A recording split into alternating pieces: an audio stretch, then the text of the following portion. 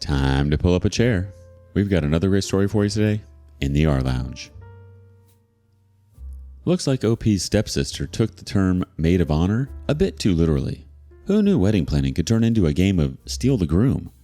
Today in the rLounge, sometimes the people closest to us can be the ones to shatter our dreams or set us free, depending on how you look at it. I let my stepsister plan my wedding. My fiance married her instead of me. I found something that destroyed them both. I was supposed to be married to my boyfriend of 3 years a month ago, but my stepsister thought it would be fun to propose to my fiance on my wedding day. Joanna, 25 female, and I are stepsisters. My mom passed away when a fire broke out at her workplace. My dad got a call from the hospital, and when he reached there, he got the news of Mom's demise. There he met my stepmom, who was also there by the news of her husband's demise. Her husband worked in the same company as Mom. Dad and stepmom connected over their grief. They soon started hanging out at each other's place and outside. Joanna and I are the same age. We were 3 when this happened. Since we are of the same age, people used to ask our parents if we were twins. Dad and stepmom played along and said yes, we are non-identical twins. In fact, they told us the same thing, that we were twins until we were 12. Joanna and I shared a good sibling bond until our parents revealed the truth to us. After that, Joanna got distant from me and grew resentful of me. She in fact turned into a soft bully. She joined forces with the children who bullied me at school. Though we were of the same age, Joanna was stronger than me and could handle bullying really well. She was more towards the extrovert side, and I am a nerdy introvert. Joanna was not an outright bully, but definitely toxic and mean. She would pass sarcastic comments at me for my poor dressing sense and communication skills. Our parents tried to enforce a civil relationship between us, if not friendship. No matter how much they tried, we just couldn't bond. She would try to boss around, and I would push back. The situation was neutralized only after I moved out, which was quite early. I moved out when I was 15. After that, we only met twice a year when I went home during breaks. She moved out when she was 20, and after that, we met only twice in the last 5 years. Similar to our nature, we chose our professions. I'm a lab technician at a research institute, and she's a flight attendant. All this doesn't matter. The fact that she is gorgeous and better groomed than me is all that matters to men. Nick, 27 male, and I have been seeing each other for 3 years. Last fall, Nick went down on his knees and asked me to marry him. I screamed a yes because why not? I loved him so dearly. He was the most precious thing in my life. This spring, we planned our wedding. When it comes to planning an event, I'm not so good at it. So when Joanna requested that she wanted to plan it for me, I couldn't be happier. I let her take the lead. I'm sure something would have happened during the planning that sparked their relationship because they had not met before. 2 months ago, we had our engagement, and there we announced our wedding. That was the first time Joanna had met Nick. Nick was my only proper boyfriend. Introverts and relationships are not a good combination. Nick seemed different. He was ready to invest in a meaningful long relationship. So, after dating for 3 years when he proposed, I was elated. He wanted to marry right away, but I wanted a spring wedding, so we delayed it this far. I didn't tell anyone about my plans until this January, when we sent out an invite for our engagement. The day after our engagement, Joanna calls me and asks if she could plan my wedding. I was shocked because we didn't have a good bonding while growing up. She said she wants to make up for her behavior. I said, that's okay, you don't need to do this. We're not teenagers anymore. She said she wanted to do it because she has more time than me and she can pull her contacts to get us some thrilling discounts. I agreed because I have a busy schedule. It was during the wedding preps that she started hitting on Nick. This is my theory though. I noticed some changes in Nick's behavior. I confronted him. He said it was due to work. He's not getting enough sleep. He was working late. That could be a lie. Might be busy and tired effing that whore. The day before the wedding, the event manager gave us the tour trail of the wedding arrangements. Joanna was with us. The event manager was her friend. That was the only time I noticed their closeness. She was giggling and talking to him as if they had known each other for ages. I had an eerie feeling and wanted to confront them right then and there, but then I stopped thinking I might ruin the atmosphere. The wedding was the next day, and then Joanna would be out. It would be just me and Nick, so I let it slide. On the day of the wedding, I didn't see Joanna. I thought she must be busy outside taking care of the arrangements. When I was walking down the aisle, I saw her sitting in the corner. She looked sad. I didn't bother to think about her. That moment was not for me to think about her. I walked down. Nick was smiling, but he didn't seem to be as happy as I expected. His hands were sweaty. I asked him what happened. He said nothing, just a little nervous. As I was standing at the altar, I could see Joanna's downhearted face. She was sobbing. I got confused because She ain't that close that she would sob at my wedding. Plus, it wasn't happy tears. She looked miserable as if she hadn't slept in the night. The pastor began the process by asking if anyone had a reason to object to the wedding. To this, Joanna stood up and started crying profusely. All the eyes fell on her. I was frozen. I gestured at her. What the hell was she doing? But she was not looking at me. She was glued to Nick. The pastor asked her the reason for her objection. She knelt down and joined her hands as if she was praying. She said she is madly in love with Nick and cannot see him getting married to anyone but her. I yelled at Joanna to stop. I rushed down the altar and screamed at her to stop this nonsense. Mom and Dad also stood up and tried to lift her up, but the damage was already done. This was still fine because Joanna has always been mean to me. I know she can go to any lengths to ruin my life. My world stopped when I looked back at Nick, and he was also crying badly. He was sitting on the floor with his face buried in his palms. I rushed to him and asked him what's the matter. He didn't say anything. Joanna came running to him, lifted up his face from her hands, and said, "This is our last chance, Nick. You have to speak up. If not now, it's going to be never. You'll be stuck to this woman. She's not going to leave you easily." I pulled Joanna's arms and asked what was going on. Is it some kind of prank? Then he better stop, because I'm not liking it. It was evident to everyone what was happening there. People were glued to the drama. They got hot topics to gossip about for a month. He wiped her tears with his sleeve, looked at me, and said he had fallen in love with Joanna during the wedding preps. After listening to all of this, I could not stand there. My legs were shaking so badly. It was beyond humiliation. I felt I was ripped naked in front of the crowd. Our parents chipped in and took us outside. We had already given enough gossip to the people. I was crying so badly that I couldn't even walk. Dad escorted me out while Joanna's mom was holding her arms and consoling her. Why on earth does she need to be consoled? Homewrecker. Nick and Joanna confessed to sleeping a week before the wedding. They decided to consider it to be a one-time thing and moved on, but they couldn't stop seeing each other. So Nick's late night work was actually his cheating trip to Joanna's place. They in fact slept on the night before the wedding. Nick said Joanna was so gorgeous he just couldn't resist. I couldn't believe I was about to marry this scumbag. Though our parents were present, no one said a word. They preferred to remain neutral and stay out of it. I was done listening to their love story, so I ran into the changing room to grab my bag and car keys and leave the place. I went inside and saw myself in the mirror wearing my wedding dress, and I cannot help but break down. I was having a severe meltdown. Then Joanna entered the room. I screamed at her to get out.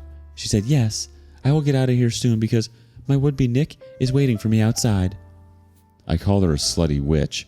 She laughed at this and said, "Yeah, even Nick calls me that on bed." I wanted to smack her for the filth she was spitting. She said, "How could you imagine that Nick would marry you after seeing my curvaceous body? Have you seen yourself? You look like flat tires, spongy, and ooh, your dressing sense just sucks. I wonder how Nick even fell for you in the first place. He's just too handsome for you." She slammed the door and left. I picked up myself and drove off the venue. On the way, I realized, where do I go? I've been living with Nick at his place. Surely I can't go there. I called up my friend and asked her if I could stay with her for a few days until I put my life together.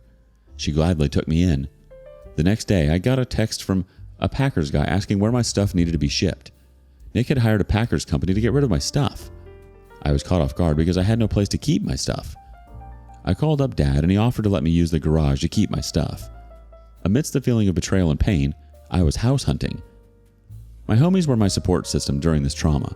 They helped me find a place, set up my stuff, and be there for me whenever I needed them. My friends have helped me enough to cope with this. I don't want to be more needy and scare them off.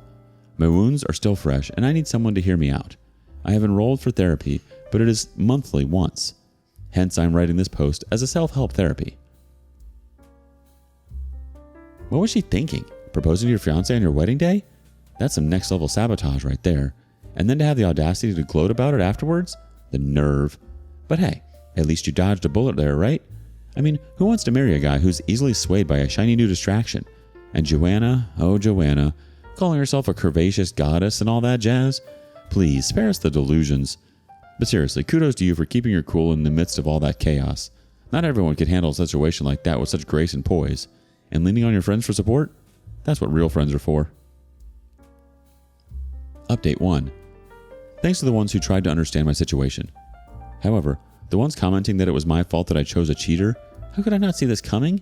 Why did I let Joanna plan my wedding? And other ridiculous questions? If anyone is going through a heartbreak, do you console them or do you go around grilling them as if it was my fault that he cheated on me? I don't need to give any explanation to anyone. These answers are for those genuine questions on my post. People asked how I got so close to Joanna that I invited her to the engagement and let her plan my wedding. Joanna and I got to talking terms after I moved out of the house. I was not so keen on inviting Joanna to my engagement, but Dad wanted it to be a full family affair. Joanna was also not so interested in attending my engagement, but Dad said this was the first event in the family, so everyone had to be present. When it comes to planning my wedding, I have covered that bit in the initial post. I didn't have time, and she had some contacts in the event management space, and everyone who was saying how could I not know my fiance was a cheater. So to them, if everyone could really predict if their partners are cheaters or not, there wouldn't be any divorce in the world. Negative people are all around the world. Phew. But you know what? I don't care because you reap what you sow. Coming to the updates. Joanna and Nick got married last week at the same venue. Look at her audacity. She emailed me the invitation card. It was not an invite, but a way to show that she got him. I ignored and blocked her. I showed it to Dad. He was the one advocating, "We're a family." Though I was pretending to be strong, I was tearing up from inside. My friends came over with drinks and tacos to cheer me up. I got badly wasted that night. To ease my pain, my friends suggested that I plan revenge on Joanna. They came up with some stupid and funny ones to lighten my mood. One of my friends was smoking up, and an idea clicked in my mind. Joanna's a smoker, not cigarettes, but weed. I know what you guys are thinking. Who cares? Well, I don't, but her employer does. She's a flight attendant, and she's not allowed to have any of those substances. It puts passengers' lives at risk. Apparently, they are lifesavers. Joanna and Lifesaver. My butt. My friend and I wondered how she was not getting caught because the airlines run regular tests on their employees. One of my friends suggested that we tip off her employer and let them figure it out. I'm not sure if it was going to work, but I decided to give it a shot. I had to do something to pull my revenge. I sent an anonymous mail to the airlines with Joanna's details that she has been smoking up during work hours. I got a reply that someone would reach out to me to get further details. The next day, I got a call and they asked for detailed information. I made it up and said I cannot disclose my identity, but a few days back when I was flying with their airlines, I found Joanna high on something and her eyes were red. I asked them to conduct their own investigation before sacking her. They thanked me and hung up. I have very low hopes that it would turn out in my favor because I didn't reveal my identity. They might consider this to be a hoax call. I don't know. Well, talk about turning the tables. Joanna must have thought she was the queen of petty when she sent you that wedding invitation, but you showed her who's really running the show. And tipping off her employer about her little weed habit? That's some next level revenge plotting right there. Sure, it might be a long shot, but sometimes you gotta take matters into your own hands to get the closure you need. And if that means potentially getting Joanna a bit of hot water, then so be it. After all, she's the one who decided to play dirty in the first place. Update 2. Hey there folks, I know it's been 2 years since. I wanted to detach myself from my past, so I ignored updating here too, and eventually I forgot about this. I was getting a lot of messages from people asking what happened after the complaint went to the airlines. So, here's all the update you need. After complaining about Joanna to her employer, I had a mixed feeling that I shouldn't have ripped off her livelihood. I mean, it takes 2 people to cheat. It was Nick's fault too. Eventually I started moving on thinking that I got rid of a cheater, better before the wedding than later. I took a transfer to a different city to start a new life. Almost 2 years later, which was last month, I got a call from Dad. He wanted to meet me. I didn't want to, but he said he was in town, so I agreed. He said he needed my help with Joanna. Like what? He told me that Joanna had lost her job because someone tipped off her employer that she was smoking up during work hours. They did a random test and she was caught. Upon being grilled, she confessed that she had been fooling the authorities for many years. She had contacts in the lab department who would manipulate her test results and make them clean. She basically used to sleep with the testing guy. These charges not only cost her her job, but also her profession. No airline is now going to hire her after this. The airlines didn't report her to the cops because it would have damaged their reputation. My tip-off worked out, but now I didn't care. I had moved on. When Nick got to know about all this, he lost his mind. She tried to save her butt by saying she was being framed by her colleagues because people were jealous of her good performance. I sighed. On the bed? Sure. Nick tried to stick around for a while, but she got herself wasted in alcohol and other substances. He left her eventually. She lost her job and her husband too. She borrowed money from Dad to rent a place for herself, but instead of getting a place for herself, she wasted that money in partying. She was living on a friend's couch who informed Dad about Joanna's condition before throwing her out. Dad brought her home and took her to rehab. He's claiming that she has gotten better and now wants to restart her life. Dad wanted me to check with my contacts and get her an office job. I refused to help her in any way. Dad was disappointed that I turned him down, but he said he understood. After he left, my guilty conscience kicked in. No one knows that I was one who got her sacked. I don't know what to do. Update 3. This is probably going to be my last update because I am done with this saga and want to move on. I helped my sister get a job and made it even. Call it whatever, but I felt nice after helping her. However, no one can help a self-destructor. I got her a job at a publishing house. She started stealing the books and selling them at the black market, at cheap. She was caught and thrown away. My friend was about to report her, but I talked her out of this, saying that it would bring down the reputation of the publication house. Dad has given up on Joanna and kicked her out of the house. Now she's on her own. God knows what she is doing with her life. This Christmas, I went back to my hometown to meet my friends. I visited home, but only for an hour. During that mass, I bumped into Nick. He was right beside me. The hallway was so crowded that we were forced to walk together. He said hello to me and we got into a conversation. I tried to be mature and spoke to him politely. While leaving the church, he approached again and asked me for a few minutes. We went aside and he said sorry. He said sleeping with Joanna was the worst mistake, and then to rectify one, he committed another by marrying her. She was guilt-tripping him that he used her physically, so he thought he should do the right thing and marry her. I said it's fine. I have moved on.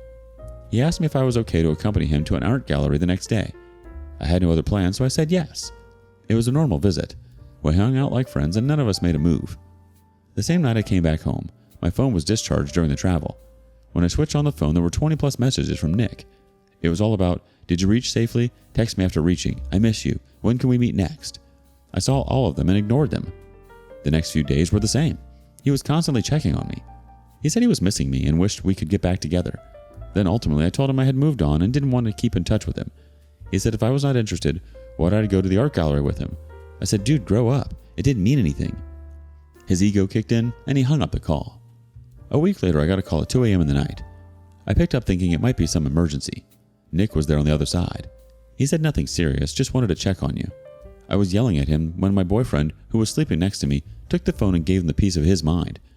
My boyfriend is a sleep enthusiast, and he would bring wrath on anyone who disturbed his sweet slumber. I won't repeat what he said, but after that day, Nick never bothered me. He understood that I had actually moved on. I didn't tell Nick that I had a boyfriend. I didn't feel the need to inform him. He's no one to me. I don't want to talk much about my current boyfriend. Don't want to jinx that again. All I want to say is I'm glad Nick found solace in Joanna. Because of his cheating, I got someone so much better. Heartbreak is never the end. I'm going to delete this post after a few days. I wanted to give closure to all those sweet people who have been checking on me. Thank you for all the love. First off, kudos for taking the high road and helping your sister get a job. Too bad she decided to take the low road and turn into a book-thieving black market queen. Talk about sibling rivalry gone wrong. And as for Nick, oh boy, he's like a bad penny that just won't stop turning up. I mean, he's first apologizing for his escapades with Joanna, then he's practically begging for your attention like a lovesick puppy. I guess some guys just can't take a hint, huh? But hey, props to your current beau for shutting him down like a champ. A sleep enthusiast with a protective streak? Sounds like a keeper.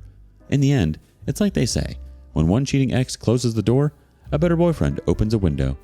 Here's to leaving the drama behind and moving on to bigger and better things. And hey, if you ever need a break from all this craziness, just remember to keep your phone on silent after midnight.